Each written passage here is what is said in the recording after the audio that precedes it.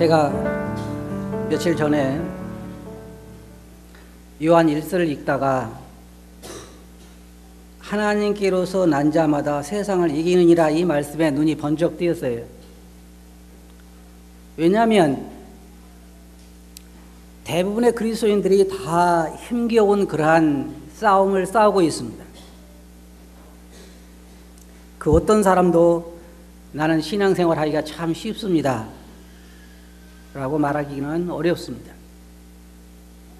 사도 바울은 오호라 나는 공고한 사람이로다 누가 이 사망의 몸에서 나를 건져내라 라고 부르짖는 그러한 어려운 싸움을 싸워야만 했습니다.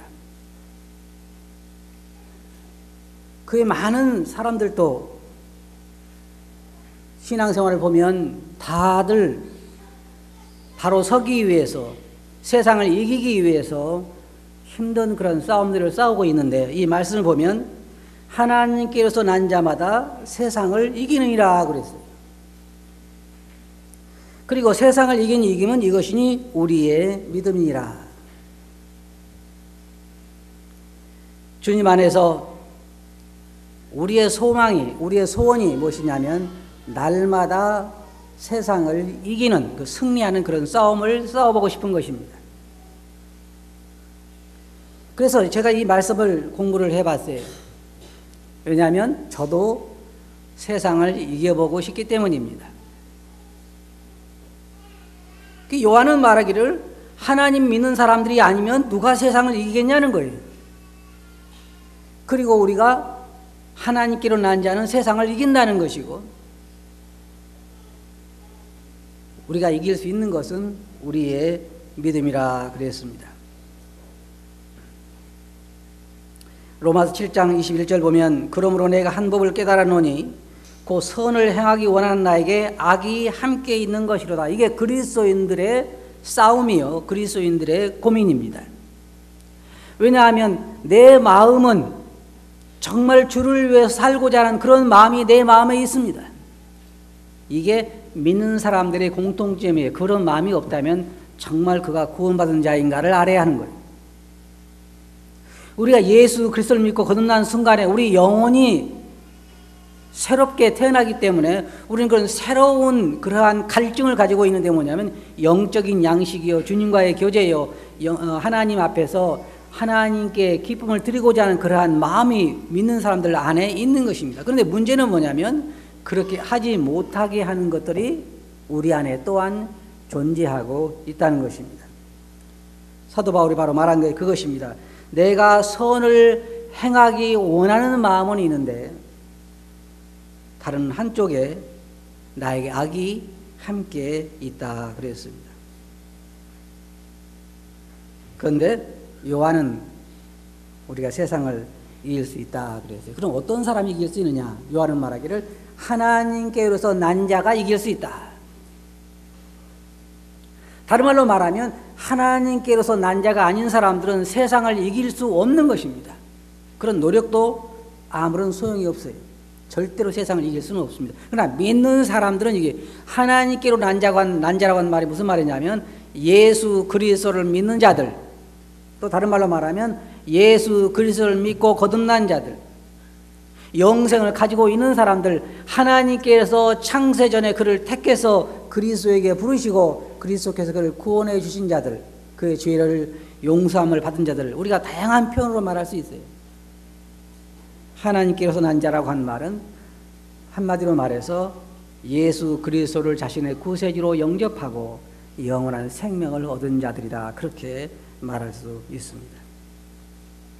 그런데 이 구원받은 자들이, 그는 말하기를 구원받은 자들이 세상을 이길 수 있다는 거예요. 여러분 세상을 이기십니까? 이겨요? 아무 소리 없는 거 보니까 힘드는 것 같아요. 이길 때도 있고 질 때도 있습니다. 우리가 날마다 승리만 한다 그러면 얼마나 좋겠습니까? 오늘 너무너무 기쁘지요. 하지만 우리는 때때로 넘어져서 괴로워할 때도 있어요. 그리고 여기 보면 하나님께서 난 자는 세상을 이긴다 그랬어요. 여러분 그러니까 오늘 말씀을 잘 들어보셔야 돼요. 그래 어떻게 해야 내가 세상을 이길 수 있을까? 요한은 말하기를 하나님을 믿는 자가 아니면 누가 세상을 이기겠는가? 이런 두 가지 의미에서 그렇습니다. 인간은 잘 들어보세요. 두 가지 면에서 싸우지 않으면 안 돼요.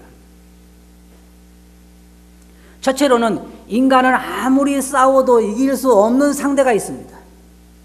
만약의 경우에 비슷비슷한 사람끼리 싸운다는 것은 이길 때도 있고 질 때도 있을지 모르지만 이제 젖먹이는 아이가 40살 먹은 사람과 싸워서 이긴다는 것은 거의 불가능한 일입니다.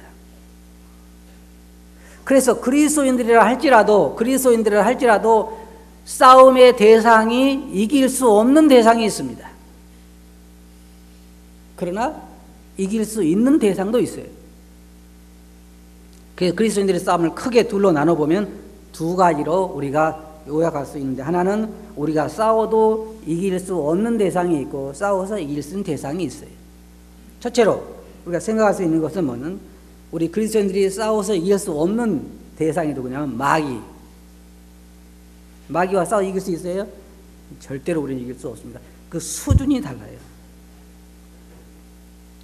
마귀 그 활동 영역이 틀리고 능력이 틀리고 모든 게 다르기 때문에 우리가 마귀를 싸워서 이길 수는 없어요. 그래서 예수 그리스도께서 우리를 위해서 싸우신 싸움이 있는데, 그건 뭐냐면 우리가 싸워서 이길 수 없는 대상을 주님께서 다 싸우셔서 승리하신 것입니다.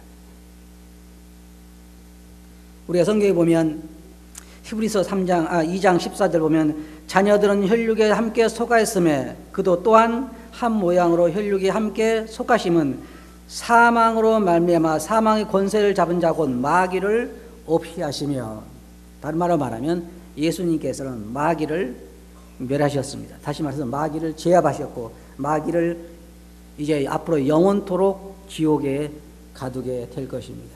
우리가 마귀와 싸울 수는 없어요. 주님께서 우리를 대신해서 싸우신 것입니다. 또 한 가지 우리가 생각할 수 있는 것은, 우리는 사망과 더불어서 싸울 수 없습니다. 그건 누구도 죽음을 극복할 수 없어요. 할 수 있는 사람 있어요? 나는 안 죽을 수 있다. 요즘은요 참 재미있는 시대예요. 사람들이 많이 연구를 해가지고 그 줄기세포, 여러분 아시죠? 여러분도 기대하신 분이 계실지 모르겠어요.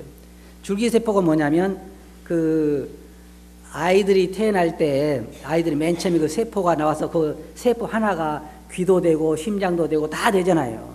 그러니까 그 줄기세포를 가지고 자기가 원하는 것을 만들어내는 거예요. 쉽게 말해서 심장이 안 좋다 그러면 그 심장을 만들어서 그걸 잘라가지고 심장을 갈아주고. 여러분 기대를 많이 하세요. 앞으로 여러분 다 부품을 바꿔서 살 거예요. 심장도 바꾸고 또 잘하면 또 뭐 신장도 바꾸고 위도 바꾸고 다 바꿀 거예요. 그럼 거치 눕는 걸 어떻게 할 거예요? 그럴지라도 죽음을 피할 수는 없어요. 안 되는 거예요. 그래서 이 인간이 지금 많은 노력들을 해서 죽음을 피해보고자 노력하지만 절대로 죽음 피할 수가 없어요. 하지만 그리스도께서 사망을 패하셨어요. 주님이 우리를 대신해서 싸워서 사망을 패하신 것입니다. 그래서 우리가 사망을 이길 수 있는 것입니다. 우리가 싸워서 이긴 건 아니에요. 주님이 싸워서 이기신 것입니다. 주님께서 사망을 패하셨습니다. 또 한 가지 우리가 싸워서 이길 수 없는 건 뭐냐면, 우리 죄를, 그동안 우리가 지은 죄를 우리가 노력해서 절대로 없앨 수는 없습니다.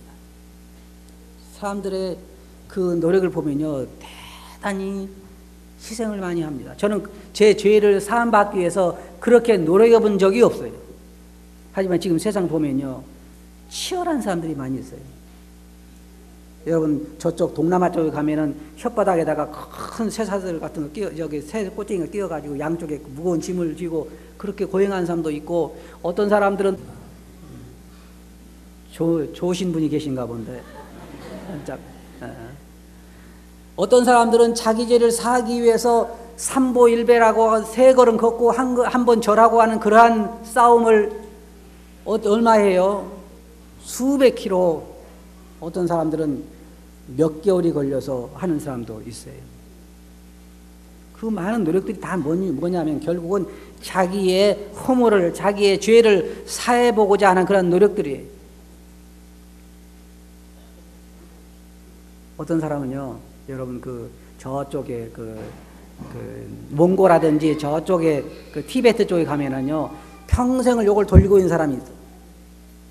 왜 그래요? 그렇게 정성을 들여야 자기의 죄에서 해방되는 거예요. 어떤 사람들은 불에 켜가지고 배를 만들어서 자기 죄를 적어서 강물에 띄어버리는 사람도 있고, 어떤 사람들은 자기 죄를 적어서 불에다 태워본 사람도 있고, 수없이 어떤 사람들은 진짜 사람을 제물로 그렇게 드리기도 하지만 그렇게 해서 자기 죄를 없앨 수는 없는 것입니다. 성경에 있는 것처럼 표범이 그 색깔을 바꿀 수 없고, 까만 사람이 그 피부를 바꿀 수 없는 것처럼 사람은 그 노력으로 죄를 없앨 수 없는데 주께서 십자가 위에서 우리 죄를 대속하심으로 우리의 모든 죄를 없애주신 것입니다. 이거 우리가 없앨 수는 없어요. 그 다음에 또 우리가 싸워서 이길 수 없는 게 뭐냐면 성경에 율법이 나오는데 주님께서 자기 육체로 율법을 폐하셨다는 게 나와요. 법이 있는 동안에 우리는 절대로 이것에서 벗어날 수가 없습니다. 지금까지 율법이 존재했다고 하면 우리는 이 율법에서 벗어날 수가 없습니다. 내 이웃을 내 몸처럼 사랑하라. 지킬 수 있어요? 제가 어제 어떤 형제님이 그런 얘기 했어요. 형제님은 참 원수를 잘 사랑하십니다. 그 원수가 누구냐면 자기 아들이에요. 자, 여러분 잘 보세요. 여러분 자식들과 딸들을 부를 때 뭐라고 불러요? 저 뭐라고 불러요? 왼수, 그죠? 맞아요, 안 맞아요? 다 착한 자식들만 두어가지고 잘 모른가 본데, 보통 부를 때 뭐라고 부르면 제 왼수 그렇게 불러요. 그러면서 사랑하잖아요. 그러니까 우리는 원수를 사랑하고 있는 거예요, 그죠?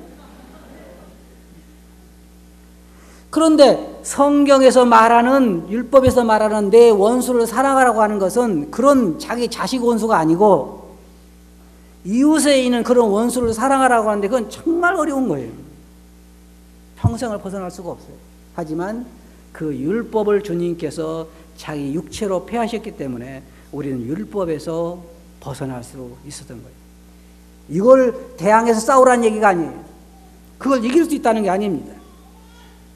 그 외에도 우리가 할 수 없는 게 있는데, 우리의 앞으로 살아갈 영원한 그 몸이라든지 또한 영원한 나라라든지 영원한 거처라든지 그 모든 것들은 다 그리스도께서 우리를 위해서 준비하신 것이요, 우리를 위해서 싸우신 것이요. 그래서 주님께서 말씀하시기를 너희가 세상에서 환난을 당하라, 담대하라, 내가 세상을 이겼노라.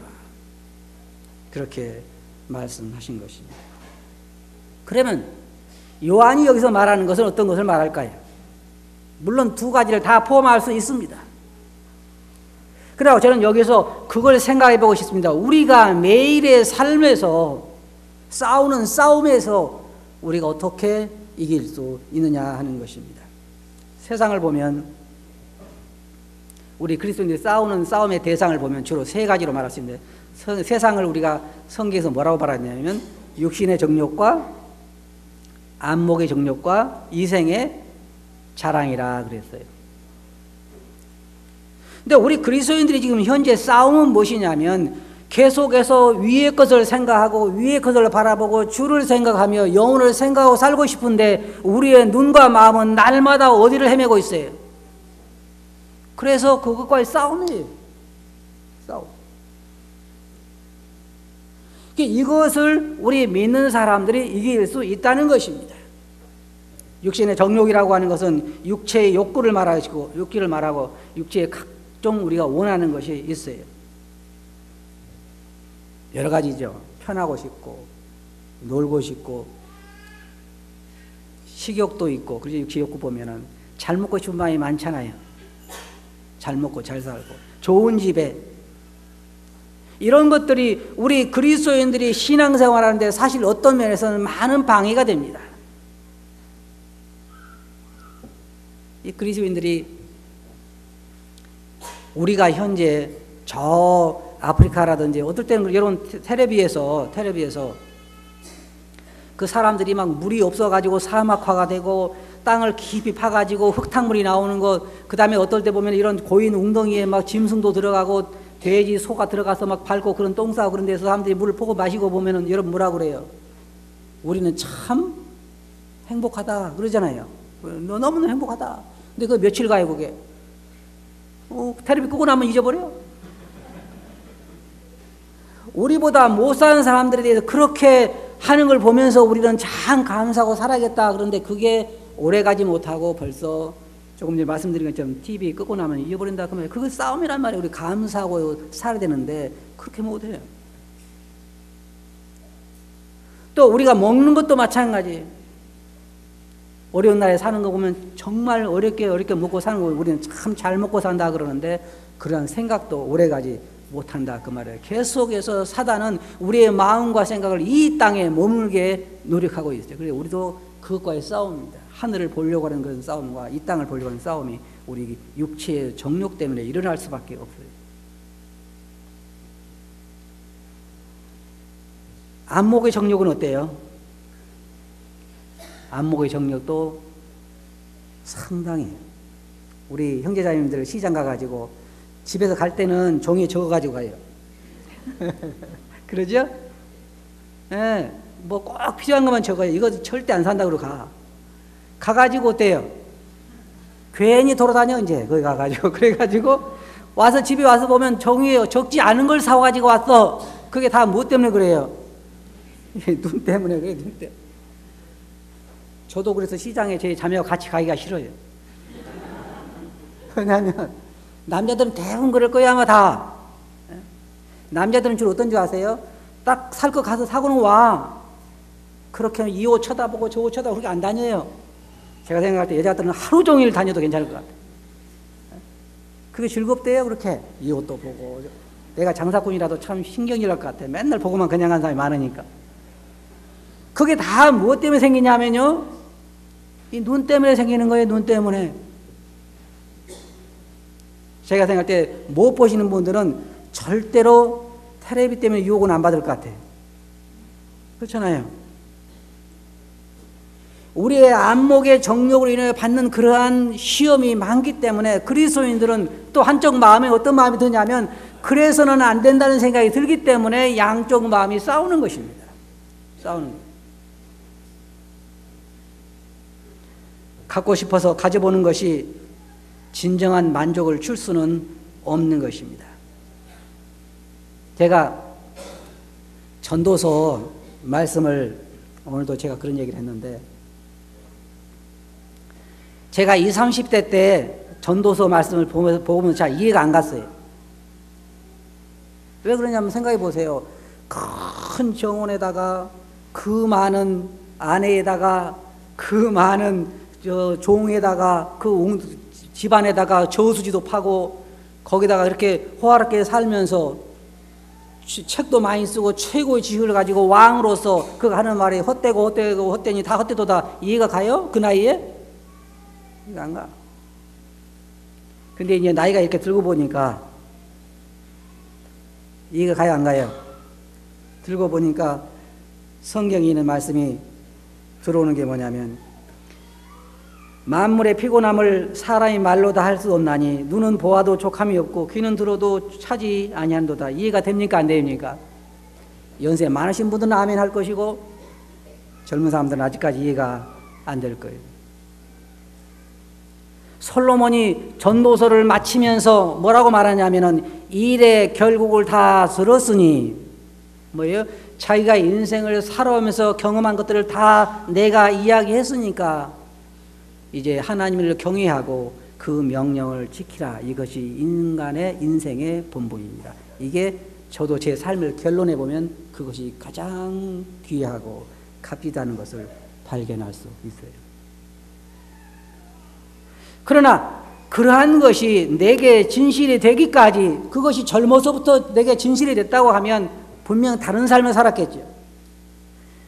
그러나 우리들에게 있는 이 안목의 정욕이라고 하는 것이 절대로 그렇지 않습니다.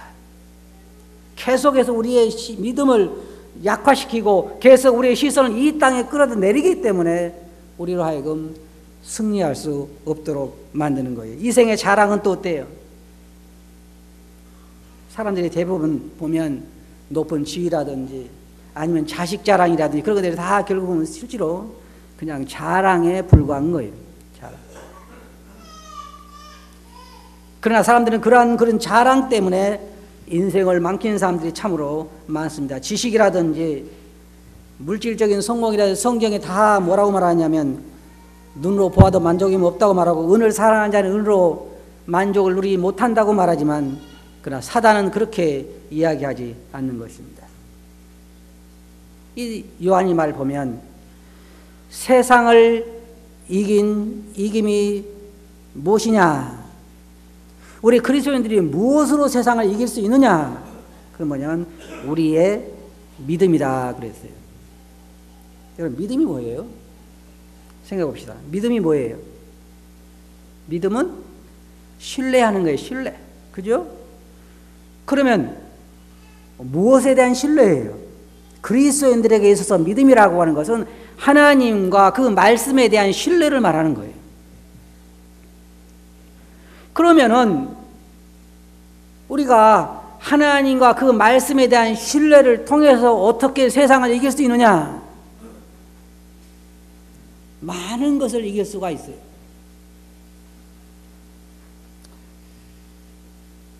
주님께서 우리 그리스도인들에게 뭐라고 말씀하셨냐면 너희는 먹을 것과 입을 것을 염려하지 말라 그랬어요. 왜 염려하지 말라 그랬어요?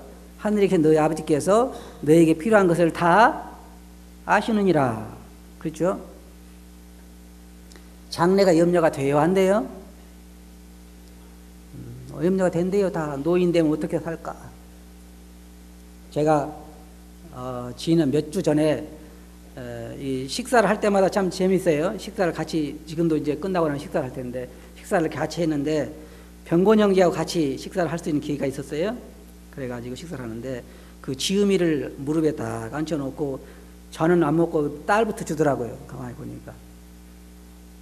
참 제가 이제 식사 끝나고 나서 이제 지음이는 가고 그 병건 형제가 식사 먹고는 있어서 내가 물어봤어요. 병건 형제 왜 지음이를 그렇게 사랑하냐? 그러니까 딸이니까 사랑한대요. 제가 생각을 해봤어요. 지음이가 병건 형제 무릎 앞에 앉아가지고 울면서 내가 뭐 먹고 사냐 그러면 병건이가 뭐라 그럴까? 이제 2-3살 먹은 애가 여러분 앞에 앉아가지고 땅을 치고 통곡을 하면서 내가 내일은 뭐 먹고 살지 그럼 여러분 뭐라 그래? 걱정도 팔자라 그러겠죠. 주님께서 뭐라고 말씀하셨냐면 너희가 자식이 생선을 달라 하면 뱀을 주며 그러겠냐 그 말이에요. 그러면서 뭐라고 말씀하셨어요? 먹을 것과 입을 것을 염려하지 말라고 그랬어요. 그러면 먹을 것과 입을 것을 부모가 염려해요? 자식이 염려해요? 부모가 염려하는 거예요. 그래서 주님에 대한 신뢰가 있을 때 우리는 장래에 대해서 먹을 것과 입을 걱정하지 않아도 되는 거예요. 그렇다고 해서 여러분 현재 그냥 직장생활도 안 하고 놀고 막 먹을 그런 얘기는 아니에요. 그런 걸 이야기하는 거 아니에요. 우리는 우리의 삶에서 최선을 다해 일해야 되지만 주님께서 내일 일은 언제 염려하라고요? 내일 염려하는 거예요. 왜? 한낱 괴로움만 해도 그날에 족할 거라는 거예요. 그래서 우리가 믿음으로 세상을 이길 수 있는 것은 어디에 있냐면 하나님과 그 약속을 신뢰하는 데서 이길 수가 있는 것입니다. 자 보세요. 여러분들이 세상을 떠나면 여러분들에게 하나님께서 새로운 몸도 약속하셨죠. 여러분 나라 살아갈 나라도 약속하셨죠. 창세 이후로 너희를 위하여 예비된 나라를 상속하라 그렇게 말씀하시면서 너희를 위하여 처소를 예배하러 간다고 말씀하셨죠. 모든 것을 우리 아버지께서는 우리 부모님께서는 하늘에 예비해 두시고 이 땅에 있을 때에도 주님 뭐라 말씀하셨냐면 먹을 거 입을 걸 염려하지 말라 그렇게 하셨어요.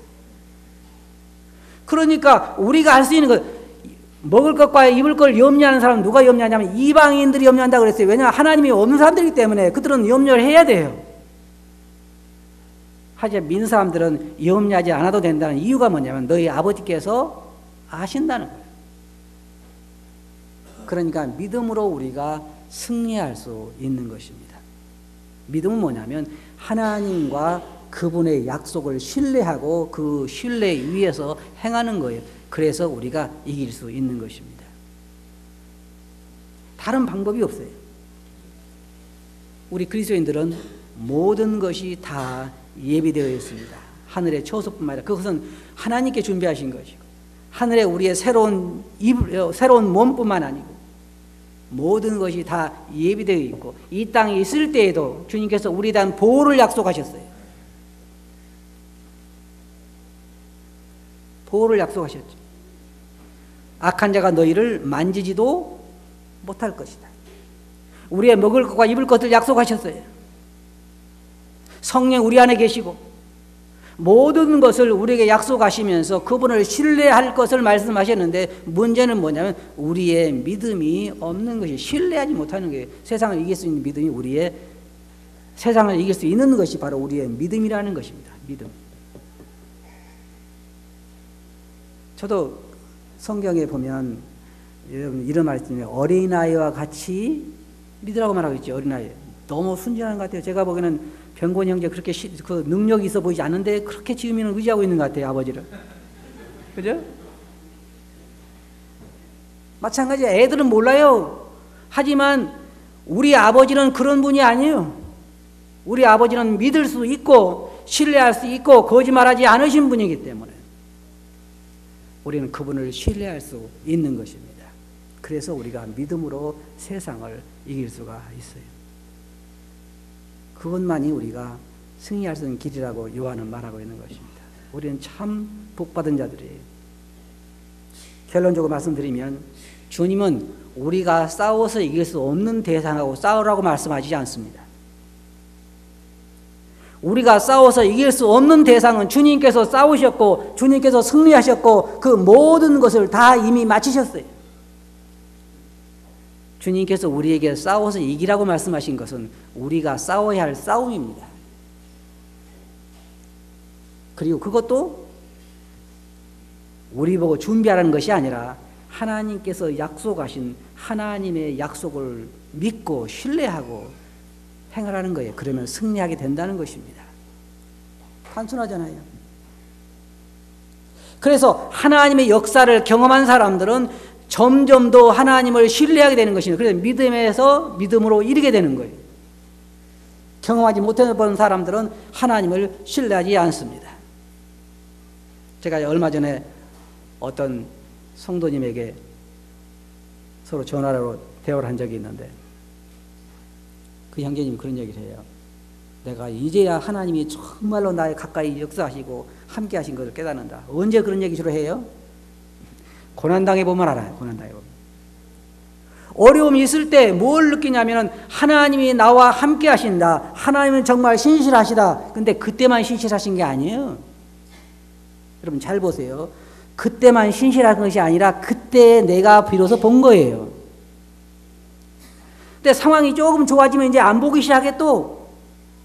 그잖아요. 주를 안 보기 시작해. 땅을 보고 옆을 보고 환경을 보고 그러니까 하나님이 점점 멀리 계신 것 같고 그러다가 또 환경이 어려워지면 이스라엘 백성들 만약 환경이 어려워지면 또 그때 주님 바라보니까 좀 신실하다 그러는 거예요. 주님은 어제도 신실하시고 오늘도 신실하시고 내일도 신실하셔요.